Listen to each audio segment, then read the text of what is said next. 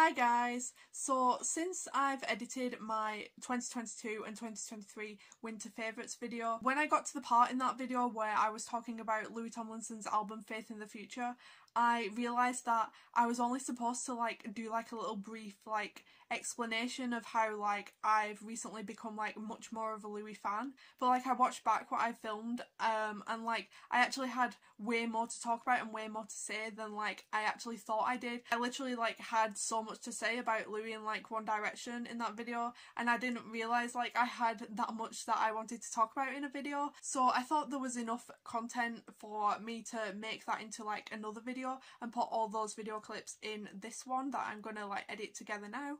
So yeah, this is just a random video that I wanted to have on my channel, just talking about me becoming more of a Louis fan and discovering more about him. I just kind of wanted to have a video specifically talking about that. So yeah, I just decided to take that part of my video where I talked for a bit too long and make it into a separate video, because it just made more sense to me to do it like that. And then people who specifically want to hear me talk about Louis can go straight to this video if they want to, instead of having to sit through me talking about other things. Yeah, this is just a little intro to this video that I wanted to film, so you know what's going on in this video and why it's a little bit chopped up. So yeah, let's get into the video. So if you've watched my other videos, or if you've come back from watching my Faith in the Future videos on my channel, you'll know that I said in those videos that I found the album because one of my other favourite artists, Theo Hutchcraft from Hertz, he posted an Instagram post saying he was involved a lot in the making of the album. He worked on 3 songs from Faith in the Future with Louie, and that was how I discovered this album. I listened to the album about a week after it came out and I instantly loved it. I've had it on repeat ever since. There is not any songs on that album that I skip. It's just a no skip album to me. So obviously, since I love that album a lot, I wanted to find out more about Louis himself. So then I went on a bit of an internet deep dive. So I watched some of his recent interviews to start with, and I found him really relatable, and I love the fact that he has basically the exact same accent as me. I mean, I don't know if people notice in my videos, but I am from the north of England. I'm from a small town between Lancashire and Yorkshire, and Louis is from Yorkshire himself, and he basically pronounces things the same as I would. And it's so funny, whenever I've watched a video with him in, all the comments are kind of making jokes about his accent and typing things out as he would say it, and kind of making jokes about it. But it's so funny to me to see that, because I literally have the same accent and I would pronounce things in the same way as he would. Also, something that's kind of weird is that Louis is from Doncaster, and if you've been watching my videos throughout 2022, you'll know that something very important happened to me in Doncaster this year, going to the first date of the Killers UK tour, and that was my first time seeing the Killers live again after 4 years. If you guys are new to my channel, the Killers my absolute favourite band. I talk about them quite a lot on my channel, and yeah, so Doncaster was an important place for me this year. And another weird thing about that is that the year before that I went to see the Cortinas live, and the Cortinas also played a part in making the album Faith in the Future. And they also have a song that was on the set list of the Cortinas concert that I went to in 2021, and it's a song called The Opener, and it has a lyric in it saying, "I've been having a love affair with Doncaster." That's just weird to me. It just seems kind of fate that I saw the Cortinas and then I saw the Killers in Doncaster, and now I've discovered Louis. Everything really is linked. Also, something else that I found out recently that I could not believe was that when Louis worked on the 3 songs that he was working on with Theo Hutchcraft from Hertz and Joe Cross, the member of the Cortinas that was on Faith in the Future, when they were working on those 3 songs that they made together, they were literally recording them in a studio owned by Hertz that is in Manchester. I go to university near Manchester. I was literally a couple of minutes away from where they were all in the same room together recording my 3 favourite songs on my favourite album of 2022. That is so shocking. I cannot believe that. I was literally just sat in my uni accommodation, not like probably just like sleeping or something while that was going on, like. But yeah, back to talking about Louis. So basically, after I watched like a few of his modern like present day interviews, I thought it'd be funny to like look back at like some of like his One Direction videos, and I was just thought, hey, wouldn't it be funny to like see what he was like back in the day? I mean, obviously like I knew about One Direction growing up and everything, but like I was never like a Directioner really or anything like that, so like I got a lot of the members like mixed up and stuff, so I didn't really know that much about Louis. So then I went on YouTube and I looked at and I watched the One Direction video diaries from like 2011, like when they were on the X Factor, and I just like could not stop laughing at these videos. I thought they were so funny, and it was because Louis was the one being hilarious in them basically. And in those videos he's basically just like, he's just being himself and like not really caring like what anyone thinks of him, and like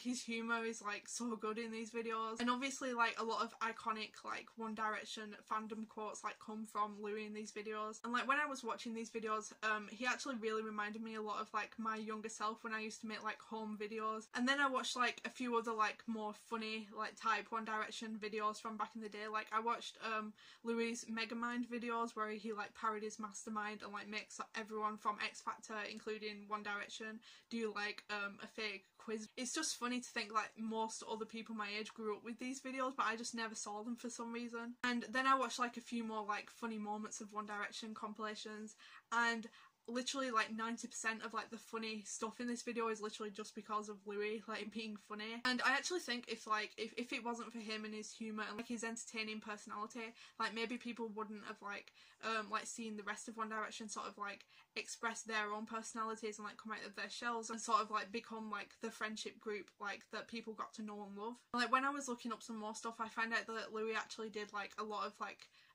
the managing of the band. He looked after a lot of like the contract stuff, and he also has like more songwriting credits on the One Direction songs than any other band member. He wrote on like 38 One Direction songs, I think. When I was watching this videos, I was wondering like maybe I missed out on like a part of my life as a kid that I should have like experienced, like being a Directioner maybe. I was just watching all the video diaries and like the comedy videos and stuff, and I was thinking maybe if I'd seen these like when I was younger, maybe Louis would have been my favourite as a kid and I would have become a Directioner because of him. I mean literally like every girl in my primary school and like into high school had like a One Direction phase, and actually my leaving song in primary school was One Way or Another, the One Direction version, and we all had to do the dance from the music video and do it in front of the whole school. And like I just heard that song on YouTube like a couple of days ago, and it just like brought back like the memories of doing that at school. It brought back a flashback. So yeah, I was just thinking like if I'd been on the internet earlier in my life, do you think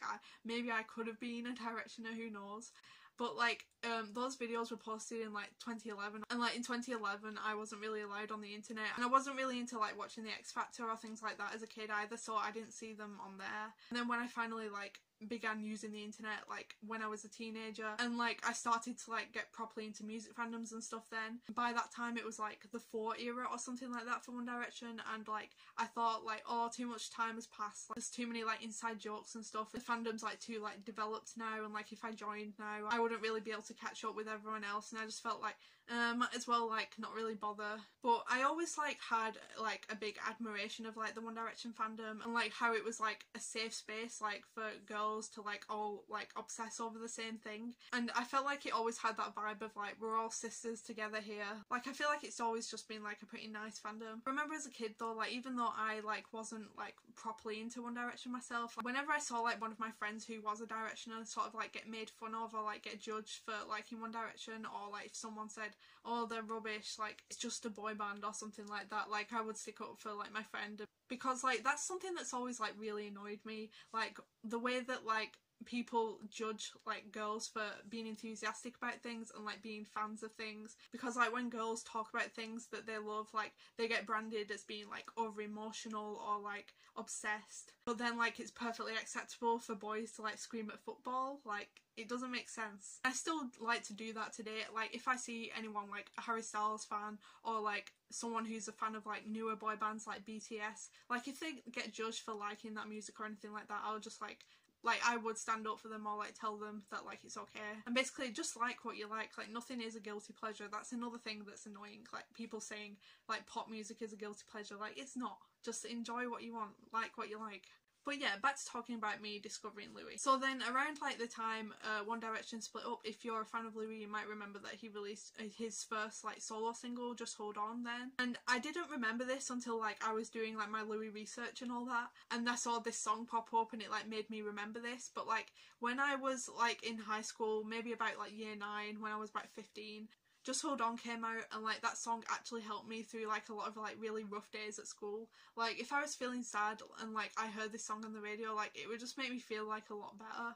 I actually remembered that like at the time, like the first time I ever heard Just Hold On the radio, like I was at school, and I think I mentioned this in my Faith in the Future album review, but like I heard this song on the radio for the first time. I remember like clearly thinking like, wow, this song is like actually really relatable to me and like what I'm going through at the moment. And then I remember like thinking after that like, oh, maybe like I do have a favourite member of One Direction. I forgot that I thought that until I was looking at like Louis related stuff on the internet, and I remembered like having that thought. So after that, I don't think I saw like much more of like Louis' music around, so I didn't really listen to any more songs after that by him. Mostly because like I wasn't really aware that he had more songs coming out. But I do remember that I did watch everything that he was on TV in 2018. Like when he was a judge on The X Factor in 2018, and when he was on Gogglebox also, when he said that iconic avocado quote. I remember watching that actually live on TV, but like I didn't think like anything of it at the time. I just thought it was just like a random quote. But yeah, but I was there watching that live on TV. I think I just used to like look through the stuff that was on TV and just see like in the description like, oh, this program has Louis Tomlinson in it, and I'd be like, oh, that's the guy who made that song that I liked when I was in year 9, maybe I'll watch. And I think that was like how I just like found a lot of the TV shows that he was on. But then suddenly like in a few years after that, he just stopped being on TV almost completely, and I think a lot of that is to do with like his record label and like separating from Psycho Records, which is owned by Simon Cowell. I think like it was probably in his contract with Simon to do like a lot of the TV stuff, so that was probably why he had to do Gogglebox and The X Factor and stuff like that. And also like if you've been like following Louis, like you'll know that like he's been through like a pretty rough time, but like he just manages to like put on a brave face, and he just like keeps smiling, and like that's so inspirational. I feel like he's just like such a positive person. He brings about like such positive vibes in like everything he's on. But like he's got through all of that stuff, and like now he's doing so well for himself. He's got like his own music festival, he's coming out with his own clothing line soon, he's helping like new young indie bands get noticed, and he's got his huge world tour this year with like sold out arenas all around the world. So yeah, he's doing pretty well for himself, even though like the radio like never plays him, and he's never invited to be on TV for anything for some reason. And I feel like that is a lot to do with like the record label thing as well.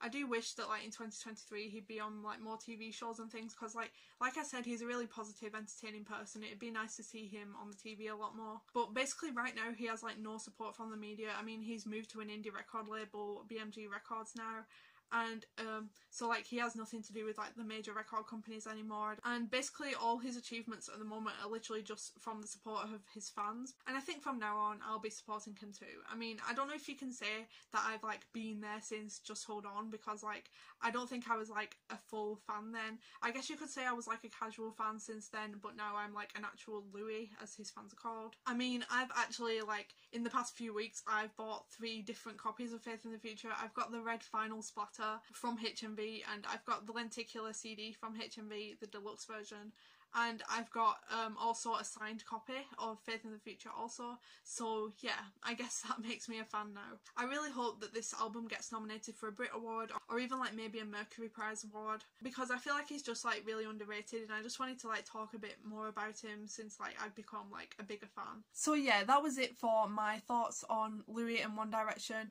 Just like a random video that I wanted to put on here just to talk about like that side of things. So yeah, I hope you enjoyed this video. Don't forget to give this video a big thumbs up if you enjoyed it, and subscribe if you want to. Bye guys!